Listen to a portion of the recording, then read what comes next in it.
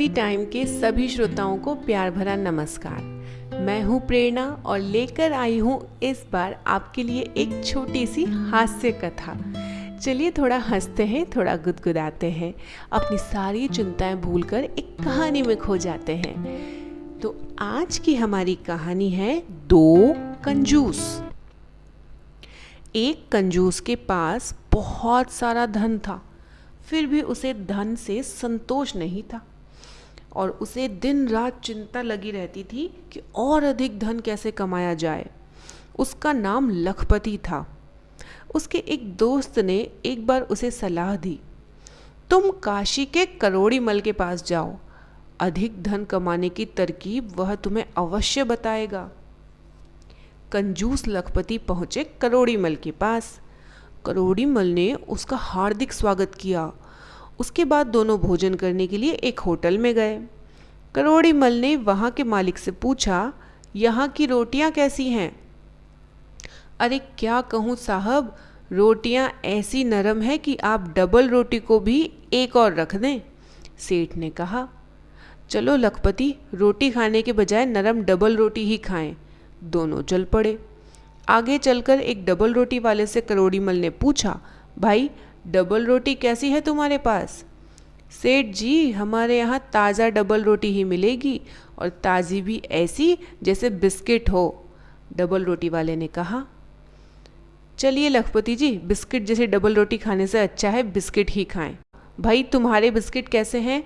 दुकानदार बोला, साहब बिस्किट क्या है, मक्खन है मक्खन, कहिए कितने दूं? करोड़ीमल ने लखपति से कहा, फिर बिस्किट खाने से तो मक्खन खाना ही ठीक रहेगा। अब दोनों कंजूस पहुंचे मक्खन की दुकान पर। पूछा, बोलो भाई, तुम्हारे मक्खन की क्या विशेषता है?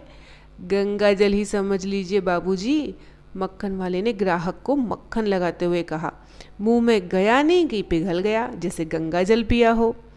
चलिए लखपति जी, करोड़ीमल ने कहा, यदि मक्खन गंगा जल के समान है तो फिर बेहतर है कि गंगा जल ही पिएं। और इस तरह करोड़ीमल अंत में लखपति सेठ को गंगा के तट पर ले गए और लखपति को पानी दिखाकर कहा, पीजिए सेठ जी, गंगा जल कितना स्वादिष्ट है। एक साथ मक्खन, बिस्किट, डबल रोटी और रोटी का स्वाद मिल जाता है। फिर पूछा, हाँ तो सेठ जी, आप किस सलाह के बारे में पूछ रहे थे? लखपति ने गंगा जल पीकर 4 तरह का स्वाद पा लिया और बोले, सलाह मिल चुकी है करोड़ीमल जी, धन्यवाद। तो फिर चलिए लखपति जी। सेठ करोड़ीमल ने कहा, ठंडा गंगा जल अधिक पियोगे तो सर्दी लग जाएगी और बेकार डॉक्टरों का बिल भरना पड़ेगा।